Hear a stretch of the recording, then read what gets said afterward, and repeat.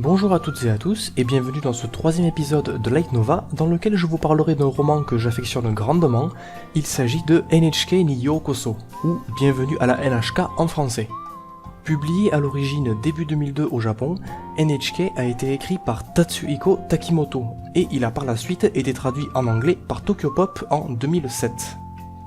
Sachez qu'il en existe tout de même une traduction française non officielle par la School Rumble Fantrad, dont je vous mets le lien dans la description. En revanche, si vous souhaitez comme moi vous procurer la version papier anglaise, n'étant plus éditée depuis un moment, vous risquez d'avoir mal au portefeuille pour un simple livre de moins de 250 pages. Et ouais, comparé à la version japonaise, y a pas photo, hein. Bref, pour information, NHK a également été adapté en manga de 2004 à 2007 et en série animée en 2006. Ces deux adaptations divergent sur certains points par rapport au roman et rajoutent même des scènes supplémentaires, mais je vous rassure, il n'est pas nécessaire de les connaître pour pleinement comprendre l'histoire, le roman se suffisant à lui-même. Ah, d'ailleurs, petite trivia nulle au sujet du manga.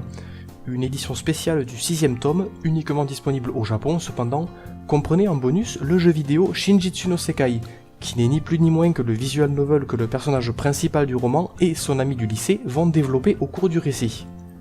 Et grâce à cette magnifique transition, parlons-en justement du récit. NHK nous raconte l'histoire d'un jeune homme de 22 ans, nommé Tatsuhiro Sato.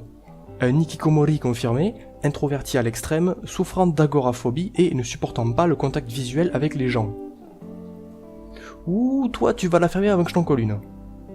Bref, si vous ne savez pas ce qu'est un hikikomori, il s'agit d'un terme assez péjoratif au Japon, servant à définir un phénomène qui est apparu dans les années 2000, où une large quantité de personnes, pour la plupart des adolescents, ont commencé à se détacher de la société et à vivre reclus chez eux, s'isolant du monde extérieur.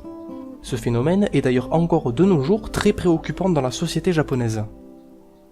Donc, notre cher Sato, ne voyant la lumière du jour que pour aller faire les courses une fois par semaine, est en train de sombrer de plus en plus, et ce depuis 4 ans, dans une solitude des plus extrêmes. Autrement dit, le récit le dépeint comme un cas désespéré, restant chez lui à longueur de journée, dormant les 2/3 du temps, ne se lavant pas, fumant à outrance et buvant de l'alcool ou se droguant pour tenter d'oublier tous ses soi-disant problèmes.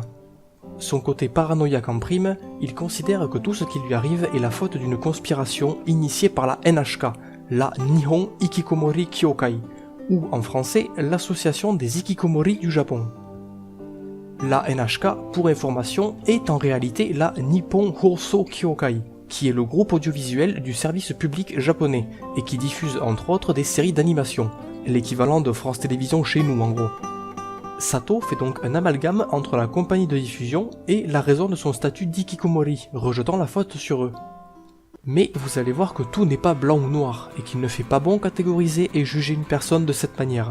Et c'est bien l'un des objectifs de l'histoire, nous montrer que même derrière ce qui nous semble être le pire déchet de l'humanité, il n'y a qu'un être humain justement. Un de nos semblables qui n'a peut-être pas eu la même chance que nous, ou qui n'est pas équipé de la même force de caractère nécessaire pour surmonter les épreuves parfois dures que nous impose la vie. Au travers des divers sujets abordés, tels que la dépression, la drogue, le renfermement sur soi-même ainsi que le suicide, tous autant difficiles à comprendre et à appréhender si l'on n'en a jamais fait l'expérience, nous verrons l'évolution de Sato, qui, de par l'aide d'une certaine jeune fille répondant au nom de Misaki, va se faire progressivement tirer en dehors du gouffre dans lequel il pataugeait depuis des années.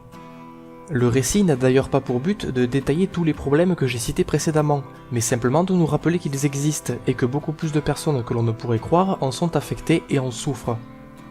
Il n'est pas évident de se défaire d'une façon de penser qui a mis des années à germer dans notre tête, et il n'est pas évident d'entamer un retour dans la société quand vous avez l'impression que le monde entier vous en veut, et que chaque personne croisée vous semble rire de votre infortune en oubliant que vous n'êtes qu'un simple être humain, tout comme le milliard d'autres êtres humains qui peuplent notre chère planète.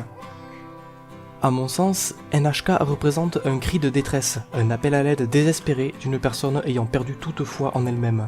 Et dans ce genre de circonstances, le meilleur qu'il puisse nous arriver est très certainement de trouver quelqu'un qui va nous épauler et nous tirer vers le haut, à savoir le rôle majeur que va jouer Misaki dans l'histoire. Quoi qu'il en soit, je doute fortement que vous arriviez à deviner le retournement de situation qui aura lieu, qui est d'ailleurs sacrément bien trouvé et tout à fait crédible en plus d'être très pertinent dans le traitement des sujets qu'aborde le roman. Mais pour finir, là où le récit m'a le plus touché, c'est en lisant les notes de l'auteur à la fin du bouquin. où l'on apprend qu'il est lui-même un hikikomori. L'histoire s'inspirant donc ni plus ni moins que de sa propre vie, de ses propres expériences et de ses souffrances qu'il a dû endurer. NHK ayant été écrit lorsqu'il avait lui aussi 22 ans, tout comme le personnage principal.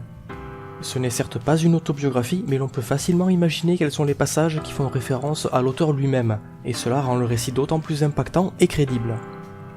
Malheureusement, étant donné que la découverte progressive de l'histoire est très importante dans l'appréciation de celle-ci, je ne vais pas aller plus loin et vais vous laisser la découvrir par vous-même. Peut-être que vous en ressortirez avec un regard nouveau sur la société, et sincèrement, je vous le souhaite. Je vous salue et vous donne rendez-vous dans un prochain Light Nova.